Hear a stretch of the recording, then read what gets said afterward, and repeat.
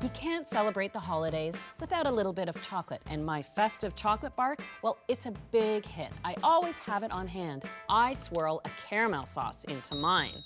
So that's where I'm starting. I want to caramelize some sugar, but I want to get my butter and cream ready because this is a butter caramel.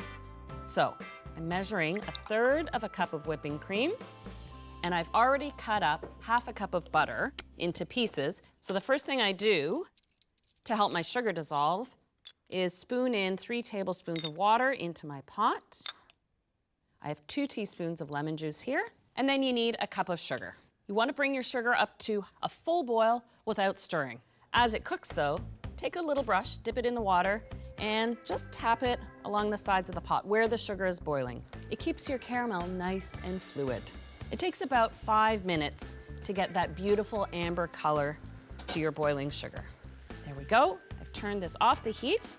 Now I'll add my butter and I'll whisk in that cream and I'll just stir that until it stops bubbling. Ugh, now that smells delicious. Now for a bit of vanilla and some salt. A teaspoon of each. A little extra salt in the caramel, it's always a good thing. There we go. Now, I'll set this aside to cool to room temperature. And you'll find at room temperature, it's thick and rich. And think of that, swirled with chocolate. Oh, and I've got some special toppings to put on top too. I'll set that aside, and now it's time for the chocolate. I need 12 ounces. This is enough for 1 pan of chocolate bark.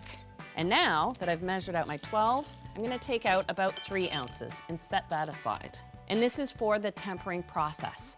So the first thing I do is I melt my 9 ounces. I've got a pot of barely simmering water that will melt the chocolate. I'll just let this melt, stir occasionally. I do have a candy thermometer on hand to keep an eye on the temperature. There we go, I'm at 113 now, so I can pull this off the heat. The next step in tempering chocolate and changing the temperature is to cool it down all the way to 82.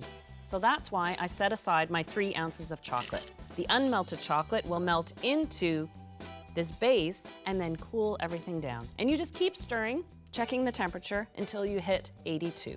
There we go, now I'm cooled down to 82. I still need my thermometer again because I'm taking it back over to the stove.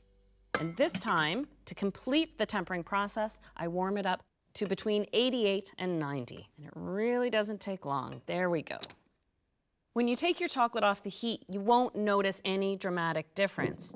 What you will notice is how quickly it starts to set. So I want to get this onto my tray. And spread out the chocolate.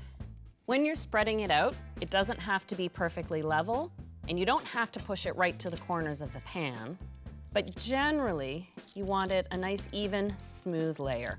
Thinner than a chocolate bar, but thicker than a sheet of paper because you want it to hold its shape. And now, for the caramel, take your spoon and drizzle it all over the surface. And then, to make sure that the caramel is worked in nicely, but not overworked, I just take a skewer and draw a few lines, pulling that caramel into the chocolate. Not stirring it, just swirling it a little. Now, you could stop right here if you wanted to, but my signature addition, crushed pretzels. Salted, of course. I love that combination of the butter caramel with the sea salt in it, the dark chocolate, and then the crunch from pretzels. Now, the final addition to dress this up even more, to melt a little bit of white chocolate, just 2 ounces, and drizzle that right on top. All right, that is melted. Pour that into a parchment cone.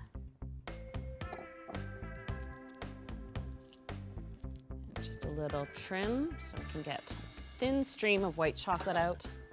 And just a nice, even drizzle. Really highlights the pretzels, brings it all together. Now, I'll set this aside to set up, and after it's had its time, it's ready to crack and package up for gifting or nibble on yourself. Oh yeah, this is so holiday. The crunch, the caramel, the chocolate, the hit of salt.